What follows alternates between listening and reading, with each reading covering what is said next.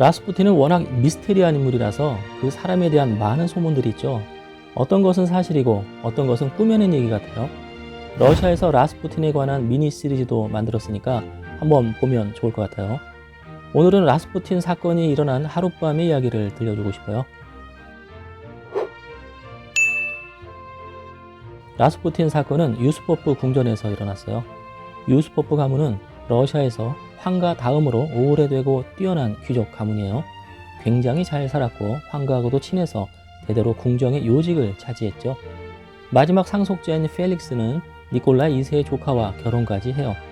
그 유수포프 가문이 상트페테르부르크에 소유한 궁전을 모이카강의 유수포프 궁전이라고 하는데요. 바로 그곳이 사건의 장소예요. 현재 이 궁전은 관광객들에게 인기 있는 관광 코스이기도 하죠.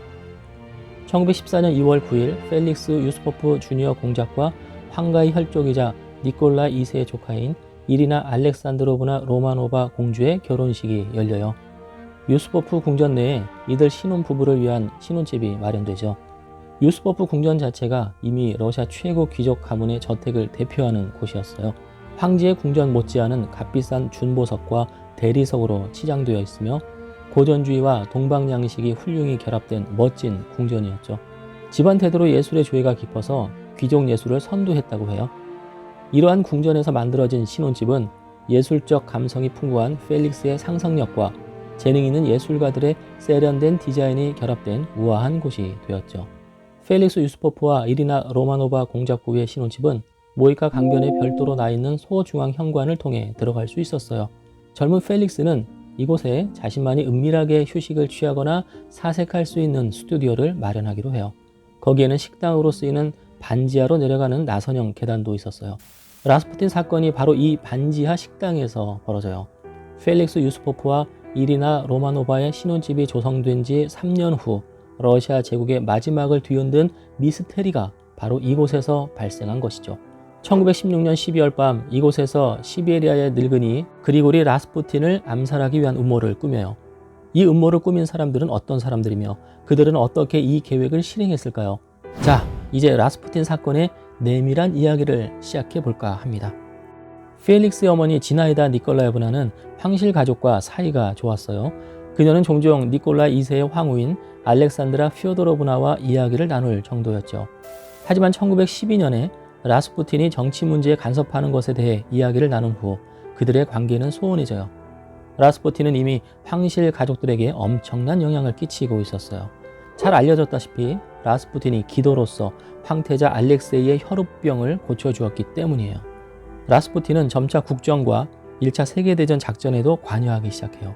귀족들은 불만이 많았죠. 시베리아의 괴승이 러시아 제국을 망치고 있다고요. 이걸 방치하면 러시아는 큰 재앙을 맞이하게 될 거라고요. 귀족들은 그 늙은이에 대해 수군대며 분개했어요. 이대로는 안 된다. 어떻게든 없애버려야 한다. 라고 다들 생각했죠. 그러나 아무도 나서는 이가 없었어요.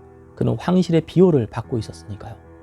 결국 한 사람이 총대를 메어 유수포프 가문의 상속자인 펠릭스였습니다. 그의 의견에 동조하는 사람들이 모여 최후의 조치를 취하기로 합니다.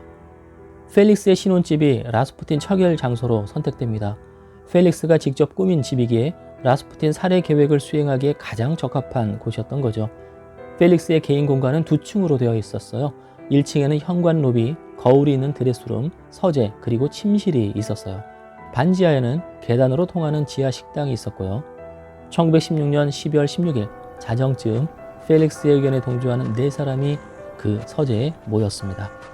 군의관이자 운전사로 참여한 스타니슬라프 라조베르트는 긴장해서인지 문으로 왔다 갔다 하며 이야기를 듣습니다. 세르게이 미하일로비치 수호틴 중령도 불안했는지 자꾸 창밖을 내다보곤 했습니다. 황제의 사촌인 드미트리 파블로비치 대공만이 냉정함을 유지한 채 의자에 기대어 시가를 피웠습니다.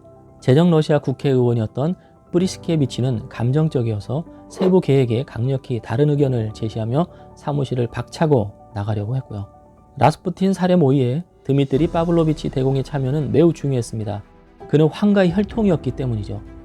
그 또한 라스푸틴 때문에 러시아가 망조가 들었다며 러시아를 구하기 위해서는 라스푸틴을 반드시 제거해야 한다고 생각했던 거예요. 펠릭스가 뿌리시케비치에게 라스푸틴을 제거하겠다는 의사를 밝혔을 때 뿌리시케비치는 격정적으로 그것이 자신의 오랜 꿈이었다라고 외쳐요. 그는 스타니슬라프 라조베르트 박사를 이 모의에 끌어들입니다. 그들의 계획은 다음과 같았어요. 펠릭스가 비밀리에 라스푸틴을 집으로 초청한다. 라스푸틴이 수락하면 새벽 12시에 라조베르트 박사가 운전하는 프리시케비치의 오픈카를 타고 라스푸틴을 펠릭스의 집으로 데려온다. 청산가리를 넣은 차를 대접한다. 한순간에 독이 퍼져 라스푸틴을 죽이는 데 성공하면 그의 사체를 자루에 싸 도시를 벗어나 강물에 던진다. 치밀한 계획을 했음에도 거사는 거의 실패할 뻔해요. 라스푸틴은 자정이 지나서 유스포프 궁전에 도착했어요. 정문이 아닌 옆문을 통해 지하 식당으로 이어지는 계단을 따라 반지하로 내려갔어요. 계획에 따르면 식당에서 차 마시는 시간은 20분을 넘지 말아야 했어요. 그 시간에 사건이 종결되어야 했던 거죠. 나머지 사람들은 위층 서재에서 대기하며 반지하에서 진행되는 상황을 예의주시해요. 그리고리 라스푸틴이 차를 마시게 될 테이블은 방 한가운데 놓여 있었어요. 테이블에는 사모바르, 과자, 사탕이 놓여 있었고 와인과 잔을 담은 쟁반도 준비되었어요. 라조베르트는 독약을 넣은 빵 상자를 가져왔어요. 와인잔에는 독이 묻어 있었고요. 라스푸틴은 술에 국화 술을 놓은 크림색 셔츠를 입고 있었어요. 검은색 벨벳 승마용 바지와 하이부츠를 신고 있었고요. 특히 머리와 턱 수염까지도 조심스럽게 빗질하고 매끄럽게 다듬어져 있었습니다. 처음에 라스푸틴은 저녁 식사 제안을 아예 거절해요. 시작부터 계획이 삐걱거린 거죠. 하지만 결국 빵은 맛보기로 합니다. 펠릭스는 그가 빵을 집어 하나씩 먹는 것을 쉬지 않고 지켜보았어요. 청산가리 효과가 즉시 나타나기를 바라면서.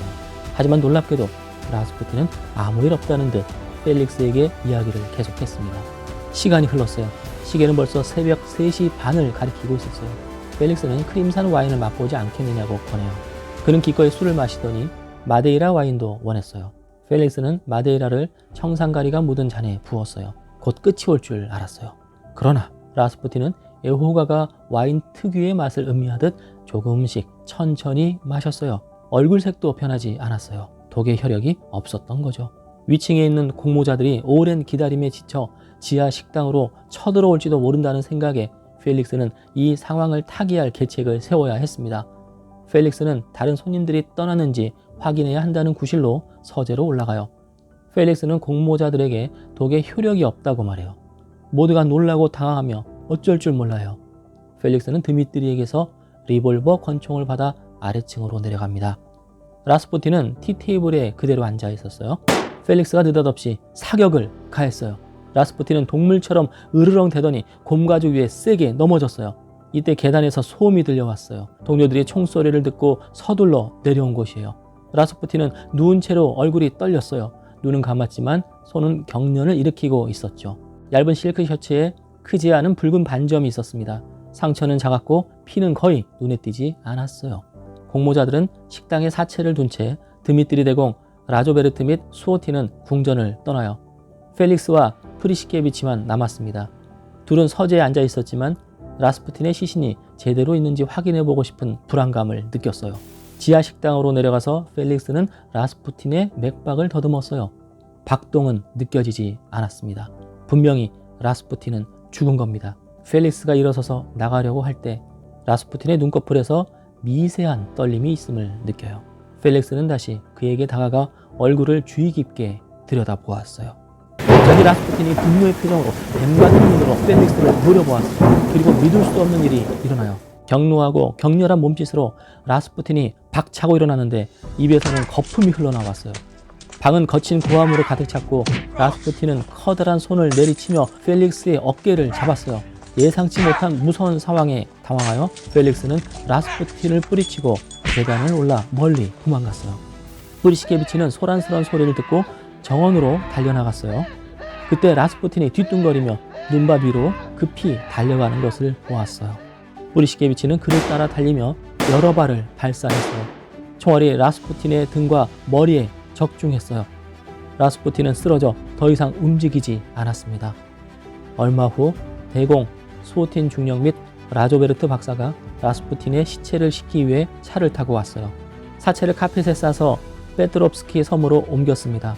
그곳에서 라스푸틴의 시신을 다리 위에서 얼음구멍으로 던져버렸죠. 모든 것이 끝난 줄 알았습니다.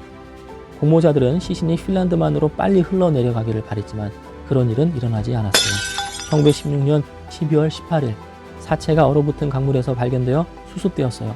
부검 결과 사인은 익사였다고 합니다. 독약으로도 총으로도 라스푸틴을 죽일 수 없었던 것이죠. 라스푸틴의 시신은 황제의 마을 지역 공소 지하실로 옮겨졌어요. 봄에 그를 시베리아로 이송하여 고향 또볼스크 현의 포크롭스코의 마을에 묻고자 했지만 1917년 2월 혁명 때문에 계획이 변경되고 말아요. 1917년 3월 10일 라스푸틴의 시신이 담긴 관은 페트로그라드로 보내졌습니다. 처음에는 숲에 은밀히 매장하려고 계획하였지만 파장이 결정되었어요. 이러한 내용은 오랜 시간이 흐른 후에 밝혀집니다.